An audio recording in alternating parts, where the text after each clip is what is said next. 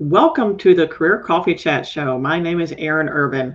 I'm your host today, and I'm a certified executive coach focusing on career acceleration for emerging and evolving leaders. So, if you would like to remove those pesky roadblocks that are stopping you from seeing more impact, income, and influence, then this is the right place for you. And most importantly, if you're interested in learning more about the quote unquote great resignation, and what that means for you, as well as the current hiring trends now and into the future of work, well, you are in the right place, my friends. I am happy to be with you again here today to chat with you and share with you what it takes to elevate your career. Now, if you've never seen my smiling face before, you find out more about me at coachurban.com. And of course, please check out the Career Coffee Chat podcast on all the major channels: Amazon, YouTube, iTunes, Apple, and more. Some, in fact, I've never even heard of.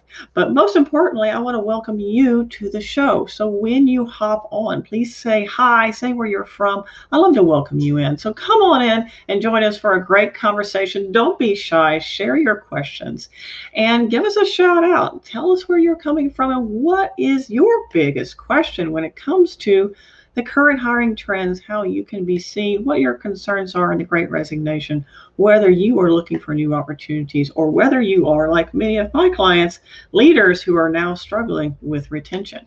So let's talk about our awesome guest today, because we do have a spectacular guest today, Jessica Miller-Merrell. She is a founder of Workology, and I'm very excited to have her on our show today, because she's an expert in workplace resource for HR. She focuses on recruiting professional and business leaders, or recruiting for professionals and business leaders. She is an independent president and CEO of Exceptional HR, Human Capital Strategy and Consulting Agency, and the published author of Tweet This.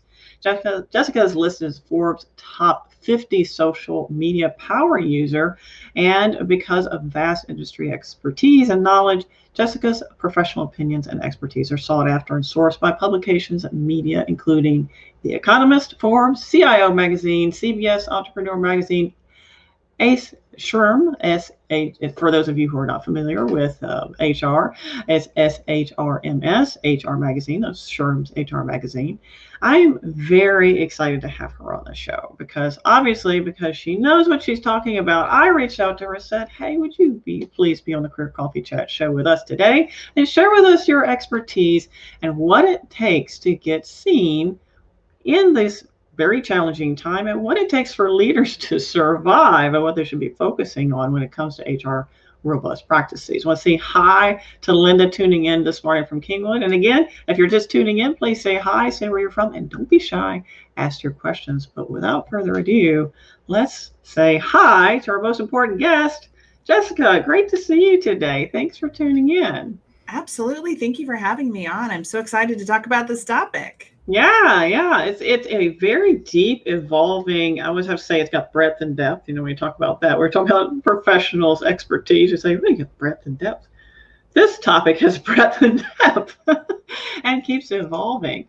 So before we dive in, I would like to know just a little bit about what was your catalyst. There's always something behind any individual who really focuses and throws their passion into the ring. And you're very active, and you are very active. You just got back from an HR conference, in fact. So you're very active in that space. What is the catalyst, your passion behind what you do with Workology and your other venues, of course, as well? So I'm an early blogger. I started a blog in 2005. And at the time, I was talking and writing about career advice and resources. And I was using that to fill roles at my organization. Mm-hmm. And my employer back in those days didn't like my blog. And so I ended up getting fired because of my blog. Oh my gosh. Yeah. And so obviously it was a pretty traumatic thing. And I really thought long and hard about how I can help contribute to the space. And so it really fueled this. What happened to me really filled my passion to be able to help inform and educate human resources and workplace leaders on technology tools and resources that they need to be successful, because there's so many things changing. And at the time, blogs and social media were still really new, and they were seen as an evil thing, not an asset. Oh, yeah. Yeah, I do remember those days. In fact, I distinctly remember the senior vice president wandering by my cubicle as I was a leader at that time, a senior leader, internal consultant and continuous improvement. And I was an active blogger. In fact, I was very active on LinkedIn and just starting to wrap my head around how important that is for your one's professional development. And he walked by, he said, I saw one of your articles on LinkedIn. We don't do that here. I was like, no, you're right. You don't. That was a different company. So after that, I was very circumspect about what I shared because it could be taken out of context, perhaps. I want to say hi to Carla tuning in from Cyprus. She's in the midst of a casual job search after a 2-year career break. So she's looking probably to learn some of those tactics that she can be considered an ideal candidate, particularly in this very challenging space. So for you, Jessica, what are you seeing? What are those top things that are evolving right now that you're seeing coming up in the HR and hiring process space? Well, it's an interesting time to be recruiting or hiring. Definitely interesting as a job seeker right now. What I'm hearing from HR and recruiting leaders is they aren't able to find qualified candidates that want to come to work, that want to do the job. And this is across industries. It's not just restaurant and hospitality, which is what I think we hear a lot in the news. Yeah. It is finance, it is tech, it is in government. They're having a hard time bringing qualified people in, even in to start the interview and the selection process. And I think that's because a lot of us have, maybe like Carla, you've taken a little bit of a break, and people have reassessed, and maybe they're generating some income doing DoorDash or Instacart or some of these other gig work or side work instead of working in a traditional employment sense. Well, it's interesting that you mentioned that. I'm going over here to my notes because I pulled together a lot of notes. I was like, I'm going out there, I'm doing some research because the Great Resignation is very fascinating to me from a neuroscience and behavioral science and social psychology perspective. And I'm a nerd. So I had to go do that. And it's really interesting because they mentioned somewhere, let me see here, that okay, so 1 in 3 American adults already have a quote unquote side hustle. And it's expected that as many as 61 million more will follow suit in the next 8 to 12 months. So that might be a contributing factor because we're interestingly seeing an even greater surge in entrepreneurship and interest there. Do you feel like that's impacting things? Absolutely. I mean, we've taken some time. Maybe you were laid off, took a leave, voluntary, involuntarily, whatever it is, or you are saying, hey, I don't like where I work right now, or things are changing and it's no longer in alignment with who I am. Right. And so I want to explore other opportunities. And we've already had major upheaval in our lives. So having a little bit of change and exploring side hustles, gig work, things like that, why not? Right? Like, why not try something else new? It's not like you are just going through a small thing. This is a major thing for everyone in terms of like a life event. So seize the opportunity, try out some new things and see what sticks. So I think that employers are experiencing more people who have said, hey, I'm going to try this consulting thing and I'm going to go out on my own or do social media work or something like that. And, they're going to supplement in other ways. It's not just unemployment. And I think that's been kind of the news that we've seen over and over again in major media. Unemployment benefits with COVID have been extended or ending soon. People already made choices long before unemployment of what was going to be happening in their lives and what they're going to do. Some people have left certain industries altogether and they found work in a whole new other area or market. That's right. And people, that's one of the number one questions I get in my career advancement work with clients is, what's trending right now? Where should I be focusing? And a lot of people are like, if they're in oil and gas, and if you're in the Houston, Texas area or related, Oil and gas is a big driver, and of course, as we know, it's not doing as well as it used to, and not predicted to do as well as it had historically. So a lot of people are leaping ship, if you will. They're jumping ship, they're going somewhere else, and they're talking, well, how about renewables? Well, to be frank with you, renewables don't pay the same as oil and gas traditionally because of just how it was comprised and structured, the grassroots, where it came from, etc. Won't go into all that. But also, they're inundated with other people who are fleeing oil and gas and thinking, oh, go to renewables. Well, maybe not. So there's other options too. And I highly recommend people consider, if you are considering a career pivot, reskilling. Are you seeing a lot of that too, Jessica, reskilling? Absolutely. I mean, I took time during kind of this downtime with COVID to get some additional training myself. I invested in myself and got certified in neuro-linguistic programming, or NLP. And I think a lot of other people are doing the same things. They're getting their PMP certification. They're taking classes online at LinkedIn or Udemy or wherever. The online course market is exploding right now, and there's no shortage of opportunities for you to get trained, either free. Facebook and Google and a lot of these major companies have a lot of free resources available, or through, people like us, entrepreneurs who have different courses and programs in maybe a new area that you're interested in pursuing. So I think why not gain a little bit extra skills and tools in your tool belt? Just be really focused and thoughtful to make sure that this skill that you are investing in, and whether it's money, but it's also your time, that it is in alignment for whatever you want your future career to look like. And I think that's really important to focus on 6 months, 12 months, 5 years down the road in terms of your time investment and your skill investment. Yes, absolutely. Thinking, and I think a lot of, in fact, actually, I know a lot of professionals have taken the quote unquote pandemic pause to reflect. And it's interesting, so many people have mentioned, I've never really had time before to actually slow down enough to consider where my career is going. We're just next. We were suffering from the open door syndrome, one open door, next open door.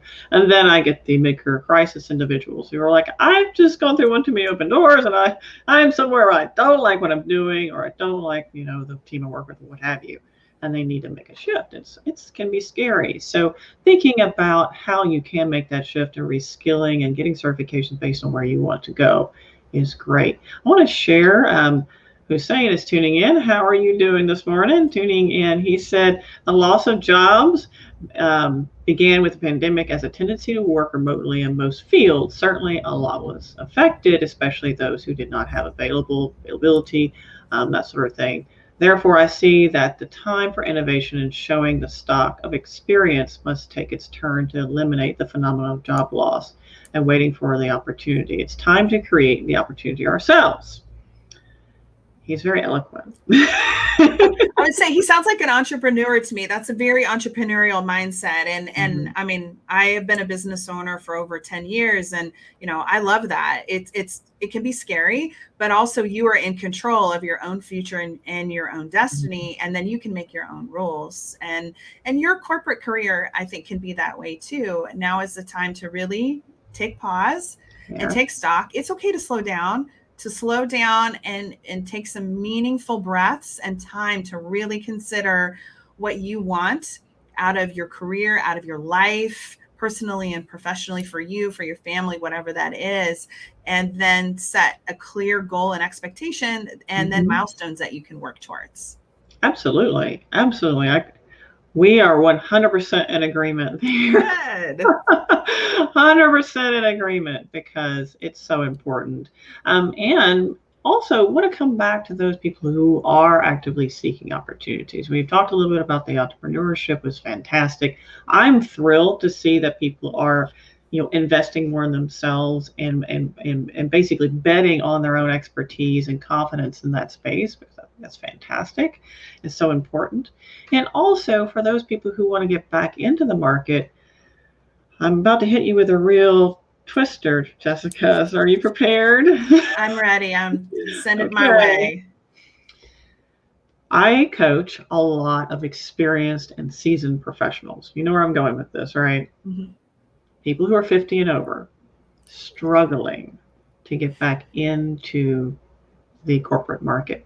Now, with this, hey, we can't find qualified talent, I say BS, because I personally know of so many very qualified yet more seasoned professionals who cannot get hardly a how are you doing in an interview. What's going on there? Because I have my theories, right? So what's going on there? Why is that happening? I mean, knowledge gap here.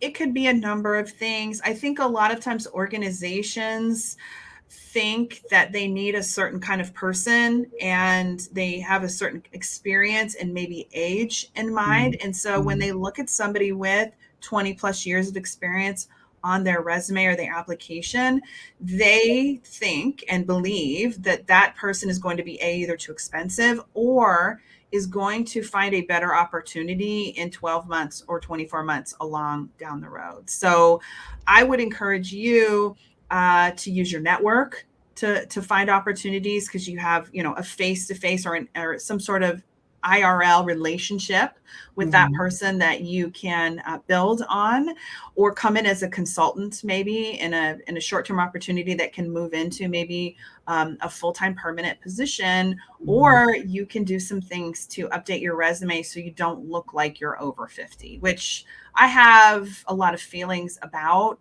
I don't think that we should have to do those things. But when you can get in the door, you can wow them with your skills and experience and let them know that you're looking for the right place. And hopefully it's a good match for you and that organization. Now, how do you feel about these individuals actually not putting their, because as you know, with applicant tracking systems, a lot of them require birth dates. So typically as an HR person, I don't see access to that information, right? So you could change your birth date. I really only need that for the background check, or when we're doing new hire orientation after I've extended the offer. So I think that, for me, I would maybe remove any dates of when I got my education, only go maybe back like 10 or 15 years of experience. You can put in kind of the summary section or a qualification, some bulleted information about maybe other skills from other places that you can talk about. But the key with your resume and that initial application is to get you on a phone call with that recruiter, and hopefully in an in-person interview where you can talk more about you. It's kind of like if we think of ourselves as like a computer, right? There's an initial thing that draws us in, advertisement, which could be our resume or application. But then when you're going through the purchasing process, most of us are looking at some of the specs, key differentiators. That is your more experience and those specific things that you can talk about. So you have to think of yourself in terms of marketability. I think a lot of times people just make assumptions. Oh, she's over 40, they're over 50, they're going to be retiring soon. I heard at the HR conference that I was at, a woman, her name's Miss Opal. She's the grandmother of Juneteenth, and she's 95 years old. And this woman is who I want to be when I grow up. And I think we need more voices like her and others who are standing up and saying, hey, just because I'm over 50, 60, 70, 80, 95 years old, don't count me out. I've got a lot of more work to do. And I think that's kind of the next class of people that we are going to be focusing on. So in terms of employers, there is a great opportunity to invest in people over 40, over 50, and reskill them in different areas. So employers are looking at new options. Apprenticeships are really starting to be big right now. We see a lot of employers looking at second chance hiring, people who have criminal records and felony convictions. That other category are people over 40 and 50. Yeah, it's a shame that it needs to have a category. Yep. Very much.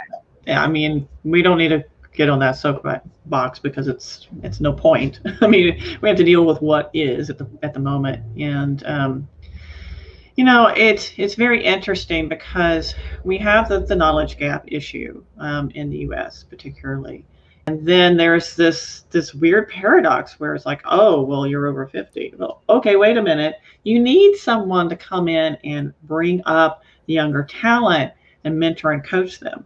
So that is a great place for these people. They give them coach training, give them mentorship training, let them be that reskilling resource versus, oh, well, you're going to be too expensive. Well, maybe not necessarily.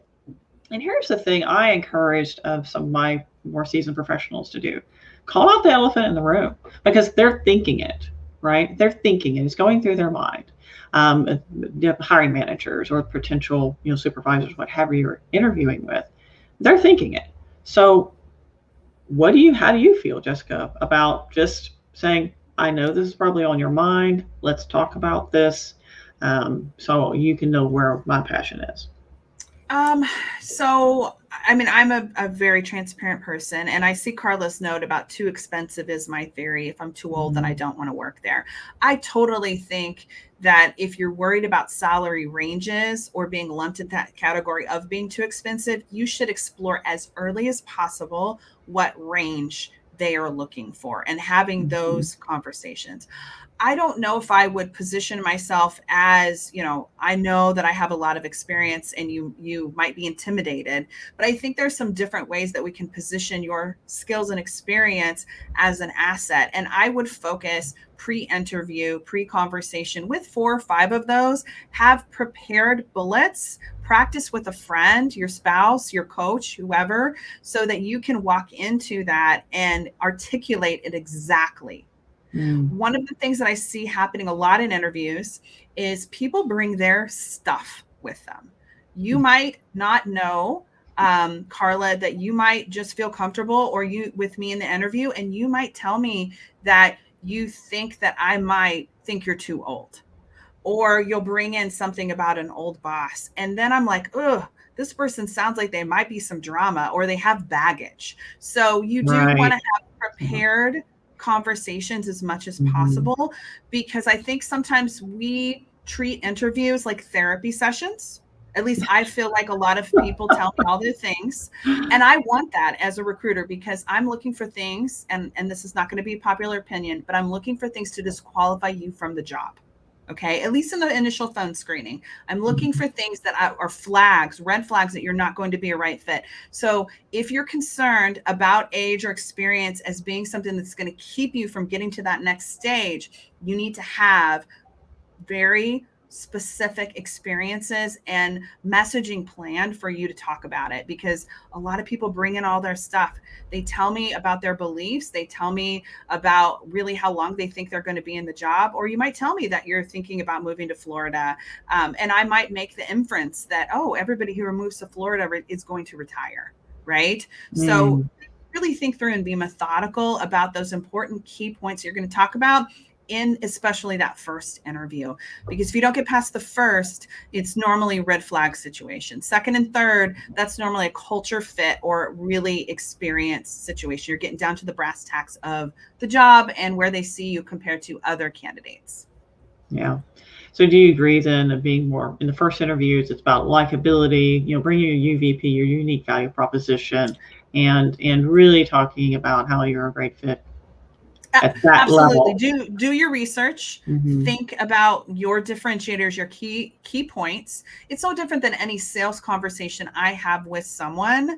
I am talking about why I'm important, why I'm special, why I'm different, and I have a pitch. Practice your pitch. You want to make sure that you can articulate and get feedback. It might take you 3 or 4 months to get that pitch down.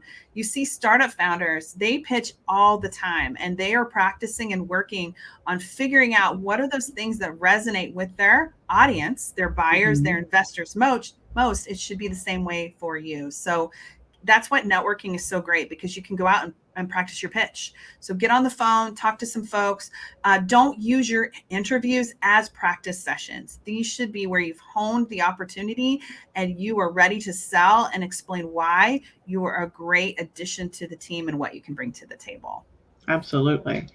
And if you are a more seasoned professional, Jessica, do you agree that when you're in the second and third, particularly when you're speaking to the potential hiring manager and you sense that there might be some cold feet on their part, just saying more about how passionate you are about what you do and how much energy you bring to the experience may help them get over or through some mental blocks they have if they're thinking about, well, they might retire. Are they really going to invest their time? You'll talk about, I'm looking forward to adding value here and really growing something. I'm really passionate. Bringing that energy in is so important. I think a direct approach, if you're comfortable, is best for you to just say, like, here's an example of who I am. And you can just say, like, this is the value that I bring. And that way you can just find out, because one of the things you don't want to do is take this job and then find out in the first 90 days or 6 months that it's not right for you. So Right. I personally would rather be upfront as much as possible, especially like even when I'm working with clients, I want them to know the whole me. And because they're more likely to, we're not going to have problems, or they're making a choice just the same as I'm making a choice to work for them. Employment is the same way. So you're going to have to work with this hiring manager and their team for 18 months, 24 months, however long. So bring those things to the table. Don't do it in an abrasive, aggressive way. Really think through the back and forth. One of my, Chris Voss, he's a hostage negotiator, and he has a really great book out that talks about hostage negotiation, just negotiation in general, and the back and forth. It's a must read for every job seeker, entrepreneur, business person, because your words matter. And the back and forth, which is what an interview is, it's a negotiation. So you want to think through not just the first answer, but the long-term back and forth that's going to be happening, so you can get your point across, which is, hey, I am a good fit for this job because of XYZ. You might be thinking of these things without saying, too old, retiring soon, but here's the value that I bring, and doing it in a way that moves them along. You aren't calling them out specifically, but you are helping them come to that point in the negotiation where they're like, wow, I can't live without this person. I need them on my team. Or maybe they say they're not a right fit, because I do believe that one no is just another step to yes. So you were learning, and maybe you dodged a bullet if you didn't end up at this opportunity when you were down to the final two candidates. So being your whole authentic self is important. And if they are not going to hire you because you're over 50, you know what? Move on to the next as quickly as possible so that you can spend your energy and time and share your gifts elsewhere. Right. Yeah. Great advice. Thank you, Jessica. I want to say hi to Abba, tuning in from Sierra Leone. That's a long way away. We appreciate you tuning in. Thank you. Hussein's got another tidbit of wisdom here. He said, do the conditions of companies in the search for distinguished and high qualifications, may they affect the lack of employment, also the performance of the company? So that's a very complicated question, but how do you feel about that? I think that sometimes employers have really high expectations of what they think you should do in the job. But right now in the market, with it being so competitive, this might be one of the reasons why an employer might be experiencing a lack of applications, because their salary doesn't match the qualifications, right? Or they're looking for the wrong people in the wrong place. So sometimes it's going to take employers a little bit of time to kind of come to a point with themselves to realize that even though we're remote first, mostly right now, hybrid environment, they all think that means going to be lower salary. But for certain positions, highly skilled positions, like you're talking about, Hussein, it doesn't matter if you're remote or in person in the office or in between. It doesn't matter if you're in San Francisco or you're in Omaha, Nebraska. You're going to have to pay a premium for those people. It's taking employers sometimes a little long to come to that point, and they might be missing out on great talent. And there are a lot of companies that can't find the right people. And I think it's because they have thought, oh, I'm going to be able to get people for really cheap because they're all working from home. But those knowledge workers and those highly skilled people, it doesn't matter if you're in person or remote, you are in demand. Right. And I agree with you. I'm seeing a lot of conversation virtually about, the pay scales. Should we pay differently based on geographic location? If you're working remote, should we pay, remote versus in person differently, which I highly disagree with, because that smacks a little bit of, bias and not necessarily EOE. I don't know. That's pretty tough. I mean, of course, you're familiar with the Colorado debacle. Yes. Some employers not wanting, well, we're not hiring anybody from Colorado because we don't want to share our salaries, because we don't want to pay the people that already work for us more money, because when they see what we're hiring for, they're going to ask for more money. Yeah.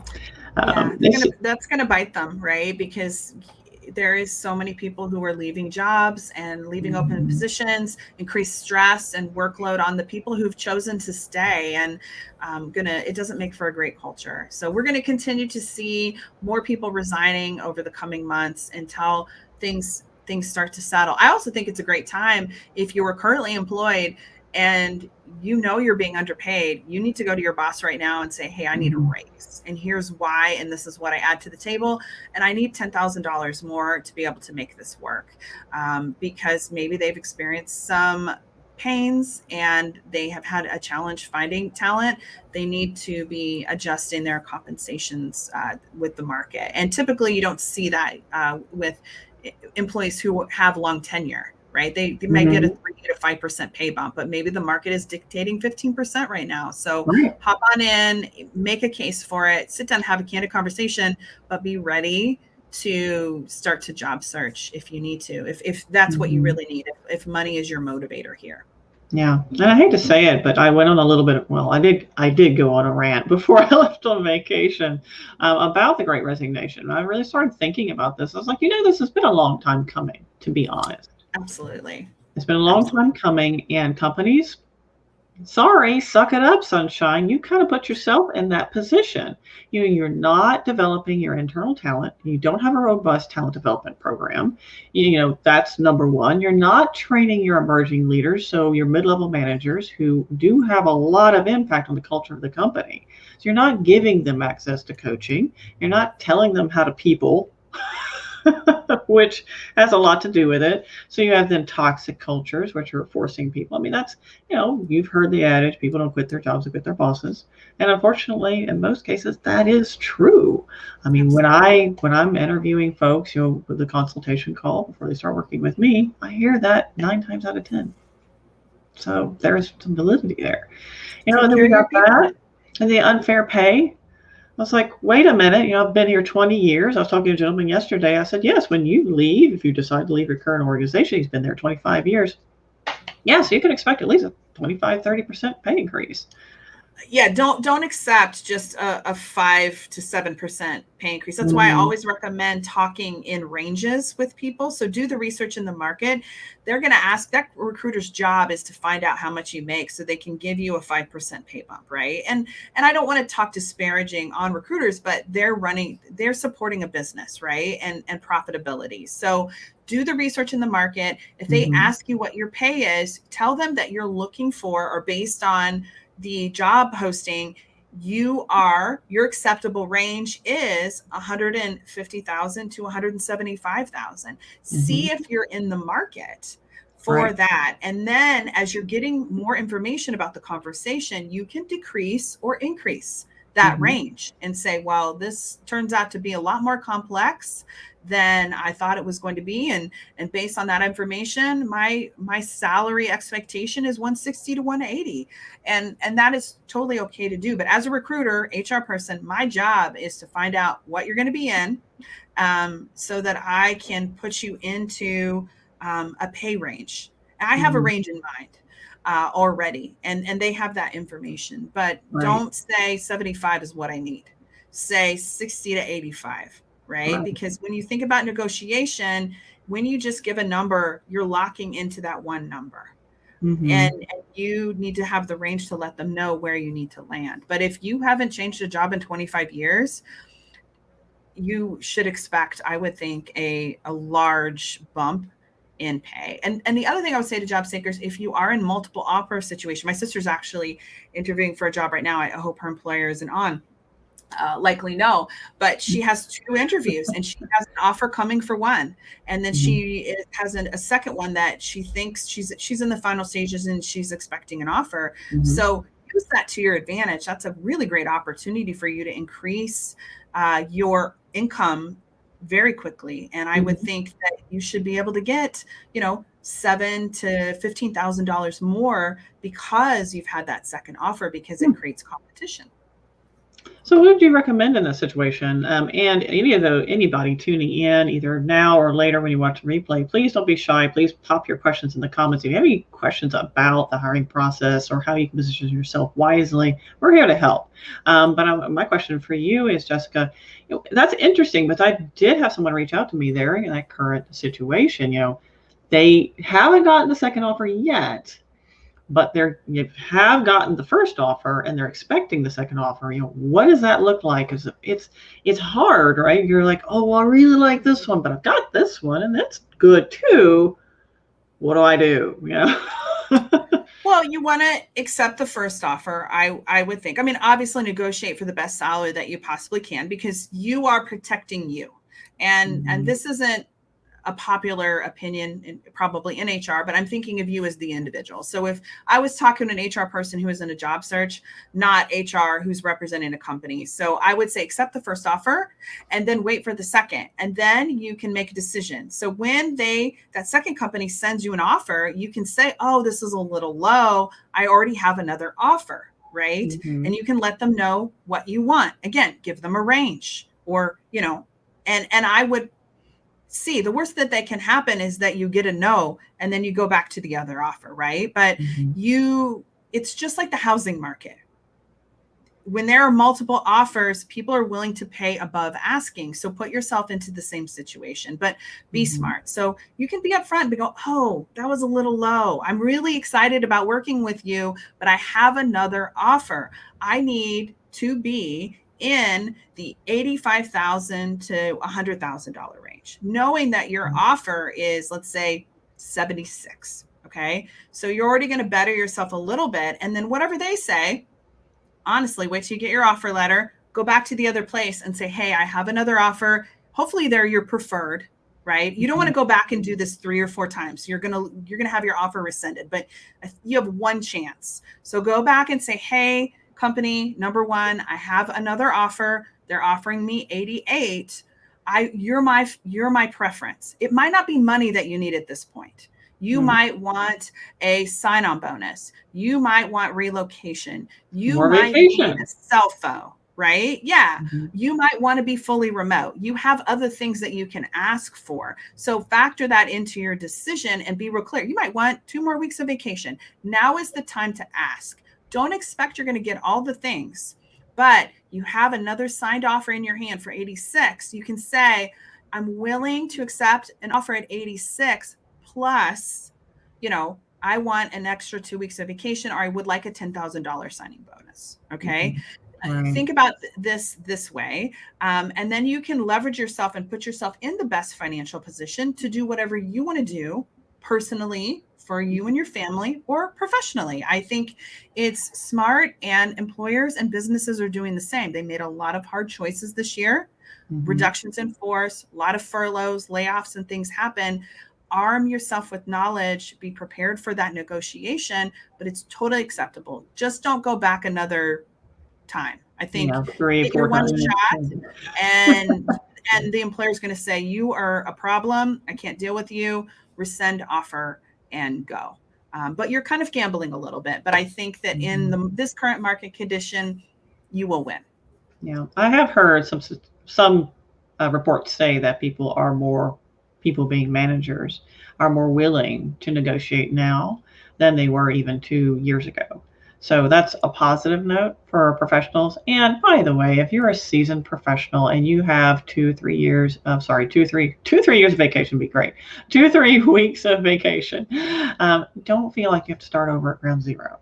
No, ask for more. Make that a condition of employment from the beginning.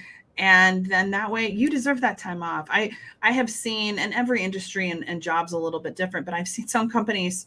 I saw somebody on Facebook earlier today saying that they give their new hires 2.5 days of personal time the first year. No freaking way. What? It was not an Oh, executive level job, no. right?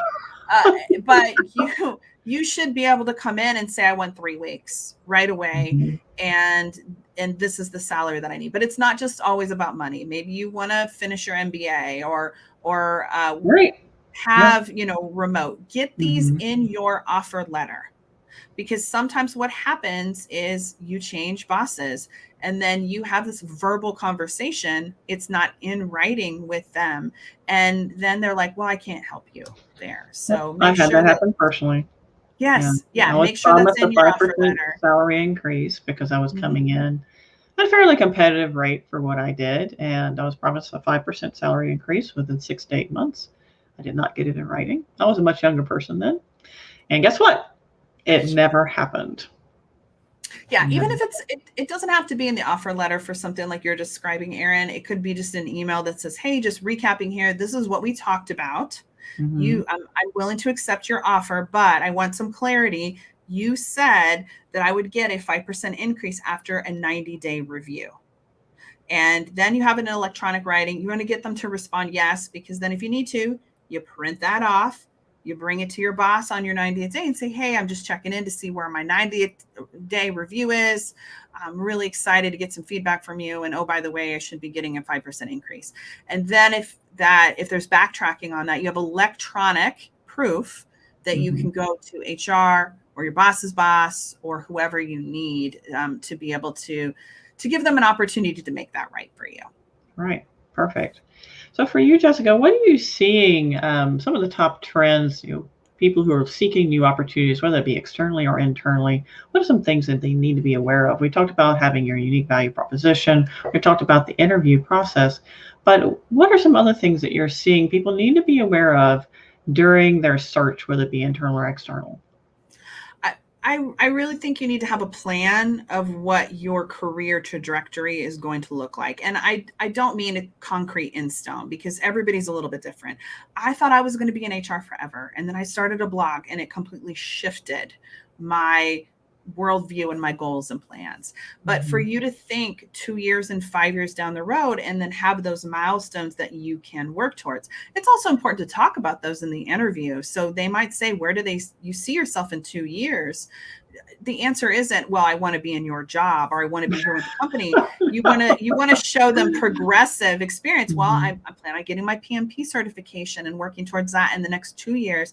And I would love to, explore, or I'm open to relocation. I'd like to be an expat. Like, there are some different things that you can talk about. So I do think you should have a plan. That's really important for you to think about what your career is going to look like. So that as a point of reference, you're showing me, the hiring manager, HR interviewer, that you have your stuff together and you've done the work, or you're planning on doing the work to be able to Mm-hmm. become even a more valuable asset than what you were before. I will say that you need to have your online marketing on point. Please, please, please, if you have a bunch of political propaganda on your social media, delete or disconnect, because Mm-hmm. the internet is forever, and an increasing number of companies are doing what they call social media background checks, and there are internet researchers. I can find things about you that you probably didn't know existed, and it might be something from 7 years ago that you said on Twitter when you were 24, right? So Right. make sure that your social media is buttoned up and that you are presenting yourself in a professional front. That means photos, that means LinkedIn, that means Facebook, that means your YouTube channel that you haven't updated Mm-hmm. in 4 years.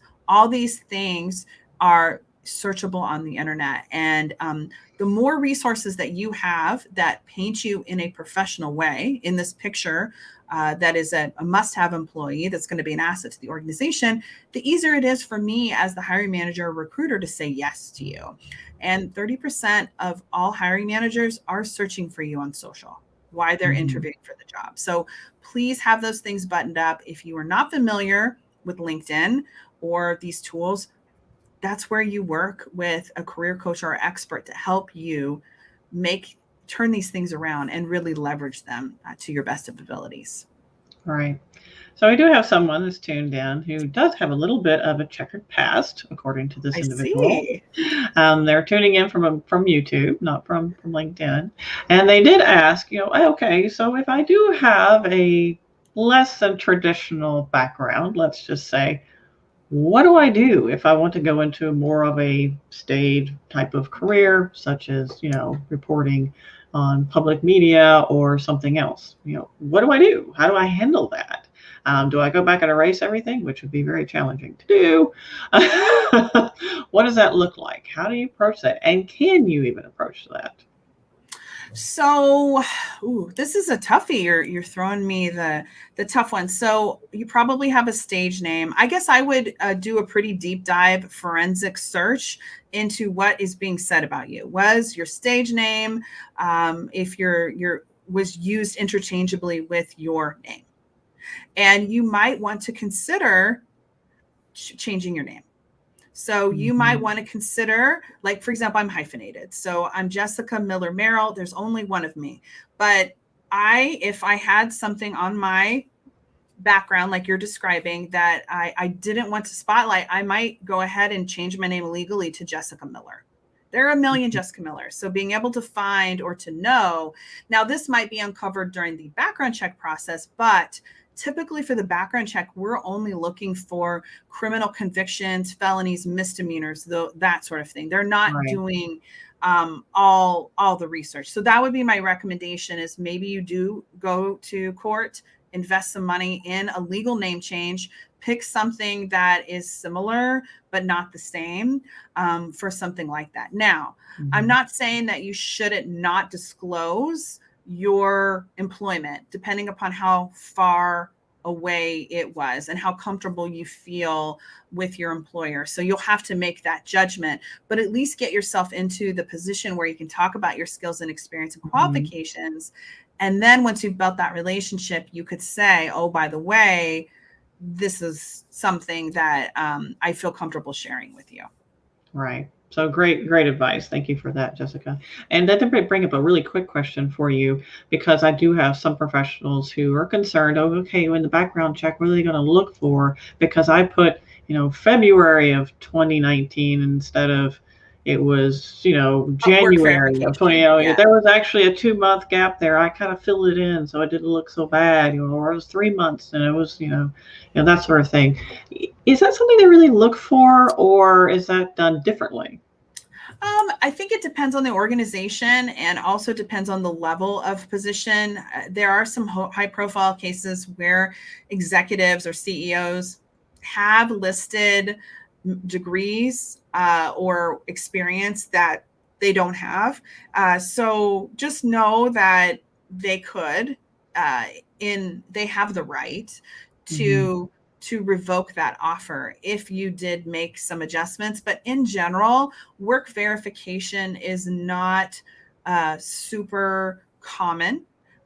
It does increase the higher up the executive ranks that you go. So you do want to make sure that you have buttoned up, and people are okay with a couple months of time off. I feel like more now than ever before for career transition, especially when you're at a senior level and you're making $200,000 a year. It might take you 6 or 8 or 12 months to be able to find the right opportunity for you. So just know that if I am doing a verification and I'm looking at employment, that means I have to call, which is kind of cumbersome. I'll use a third party oftentimes, call to verify your employment. The date might be off. A couple months, I'm okay with. 3 years, not so much. That's definitely a flag. And employers are doing these not to disqualify you from the job, but to protect themselves from inaccuracies, because we want to make sure that you have your degree or your work experience so that we can justify paying you the level of compensation or putting you into that position in the organization that we think you're qualified for and we've extended you an offer for. Right. And legally, they're allowed to ask what? Because that's come up as well. Oh, well, I'm looking for, but particularly now with algorithms, you have to express what you're looking for based on your trajectory, particularly on LinkedIn. So they may have said, oh, what was a data analyst hyphen project manager or what have you. Correct. And project manager wasn't actually a part of their title. They were actually a data analyst, or maybe they had a title that didn't have anything to do with what they were doing at all, and they changed it. Is that something that comes up? Not so much. I mean, really, I'm calling to when you're doing checks for employment, I'm calling to see dates of employment. People's job titles change. I often, like when I worked at Target, I had some ridiculous job titles, like the ETL of team relations, right? Well, really, I was an HR manager. So I think it's okay to make those adjustments because corporate speak isn't always the same as the market. And you make a good point about search engine optimization for that. You just pick the best dates that you can. It's your employment application is different than your resume, depending upon how you use that, or even your LinkedIn profile. You have a little bit more leeway, but if they are going to do employment checks, and those are going to be more common in highly regulated industries like finance, or the government. So if you are looking at you're a federal contract with the government or something where you have a clearance, you do want to make sure that things are buttoned up and that you have the dates accurate. But if you are looking to be the director of sales for a fintech company, it's probably not as important to have those exact dates for you. Okay, great. That's good to know because a lot of people are concerned. Oh, what are they going to ask? Take, for example, if some people were terminated for cause, is that something they can ask?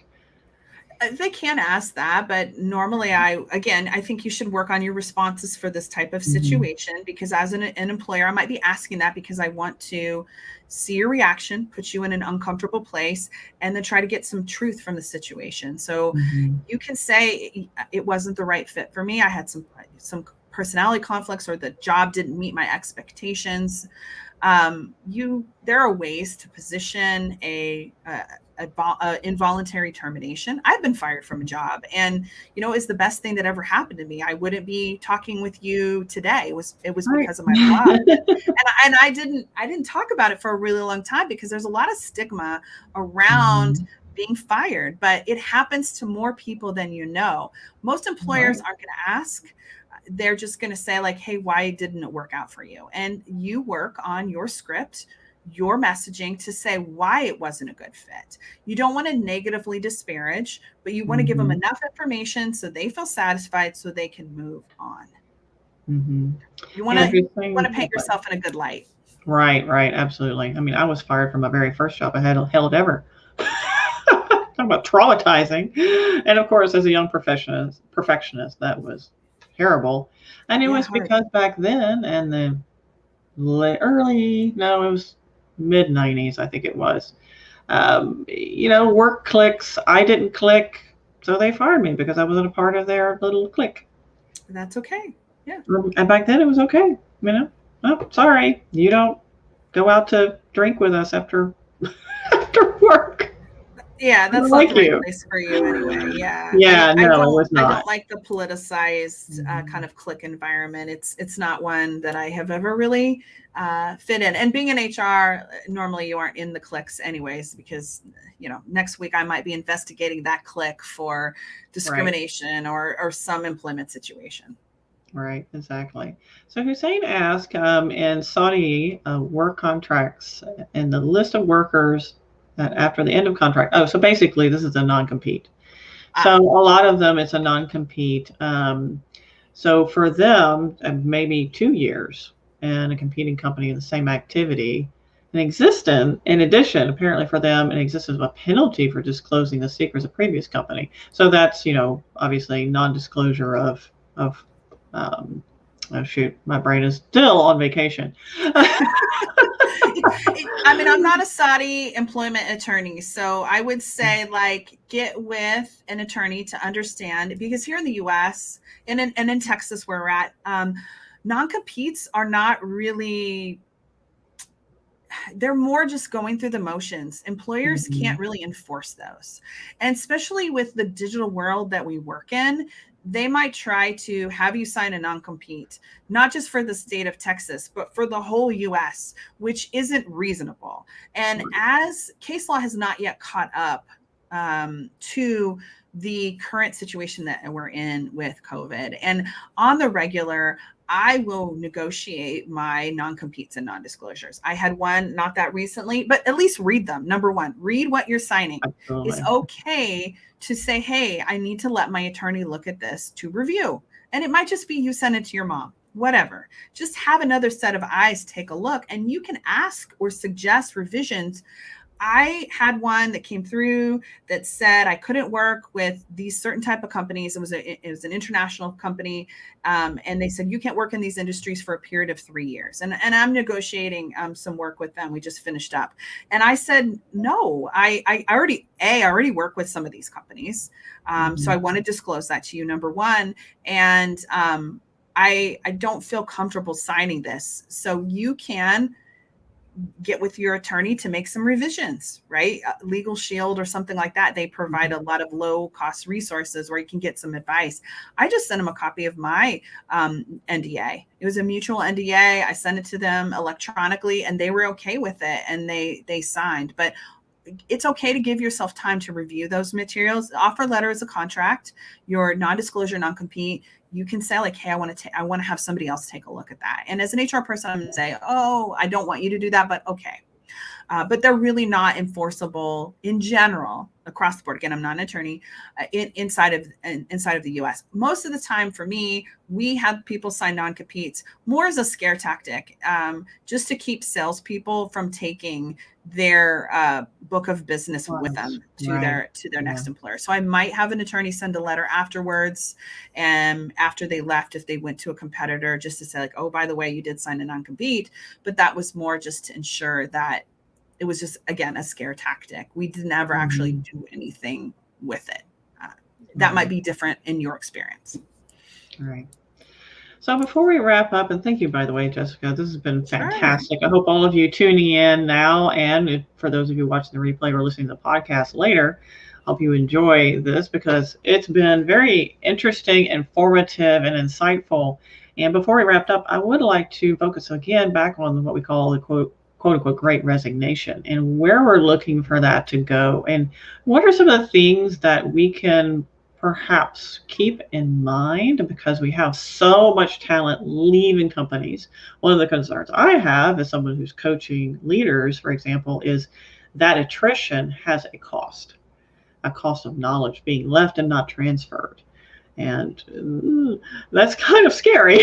Actually, it's really scary and a big burden on executives who are trying to manage those gaps. So for executives who are concerned about turnover and losing really great people, you need to tell your people that you're concerned. And that means having conversations. And if depending if you're remote or in person, like you should be scheduling 15-minute calls with your direct reports first, and then start utilizing what are called skip level interviews. And this is where a manager skips a level and talks to the next level down of people. Talk to those people, build relationships, check in with them. Hey, how are you doing? Are you okay?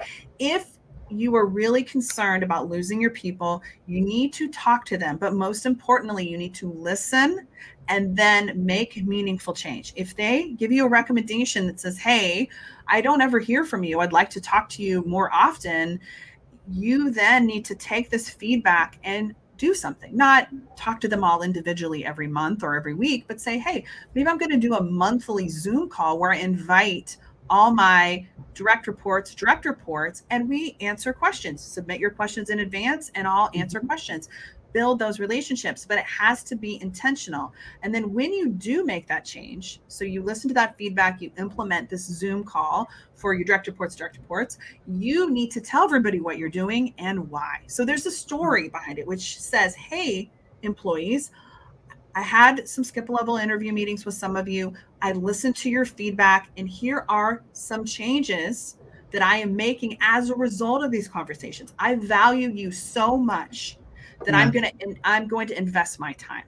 And whether it's a Zoom meeting or change of benefits, or maybe giving them one Friday off a month for mental health, whatever it is, creating a communication strategy once you hear that feedback to tell people the changes that you've made. This is so important. A lot of times we make the changes, we don't tell the story of why, Right. and then all those other people are like, well, I met I with wasn't him listened and to. I never heard anything back. So Or that was my idea and they stole it, is what I hear. Yeah. Yes. Yo, that happens a lot. So you just need to acknowledge. So that as a manager, just send them an email or a Slack, say, hey, Bob, we had a meeting a couple of weeks ago. I loved your idea.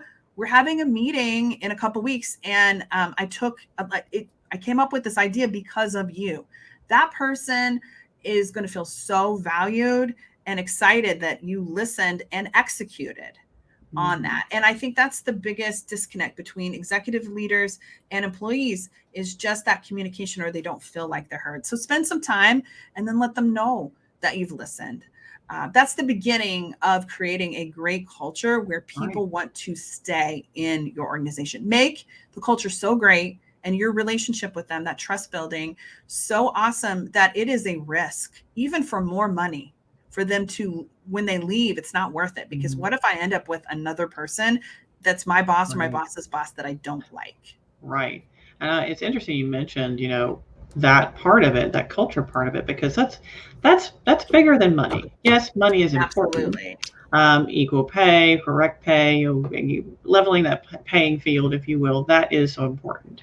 And by the way, speaking of leveling paying field, I'll be talking to Rick Gillis, who authored the book that's coming out very shortly about leveling the paying field. So, Jessica, if you haven't read that book, I highly recommend you looking it up. It's very interesting, kind of revolutionary in what he's talking about. But anyway, back to the topic about pay.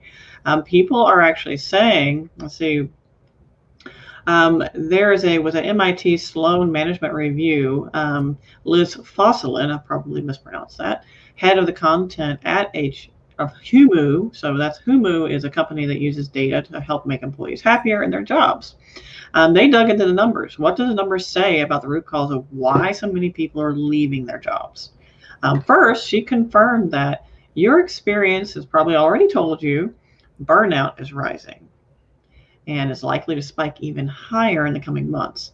And yes, one big reason why employees are handing in their notice. This is a big reason.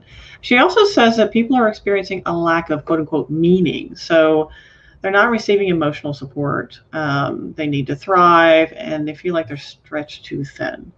So personal plug here for ICF and the coaching industry, hire coaches to coach your managers and supervisors to help them become leaders. Because what we find is executive coaching is reserved for the executives. Well, here's the interesting thing. Jessica, as you probably already know, executives have what we call the success paradigm. I'm an executive, therefore I'm successful. I don't need coaching. So come in earlier and help develop those people skills to help retain your talent, right? Develop those great coaching cultures. So anything else, Jessica, that you'd like to share with us before we wrap up today? It's been such a pleasure having you on. It has been wonderful. If you have questions or you need further insights, don't hesitate to reach out. I'm on all the social medias of Jessica Miller-Merrell. You can also go to workology.com and take a look at some of our resources, mostly for HR and workplace leaders. But it can give you some insights into what you might expect as you're into job search or where our heads are at as HR recruiters or business leaders. Yes, absolutely. Reach out to Jessica, connect with her on LinkedIn and all the other social channels. She's very active. And of course, check out workology.com is where her landing point is. And lots of really interesting information, a beautiful website too, by the way, I might add. So it's been a great pleasure again having you on the show. Thank you so much for sharing all your insights and information. Thank you for all of you who are tuning in and either watching the live show now or the replay later or the podcast. And feel free to check out the podcast on all the major channels. And if you haven't done so already, give us a thumbs up, a like, or a star rating. That indicates how much you enjoy what we have to bring and fabulous guests we have like Jessica. So until next time, friends, keep elevating.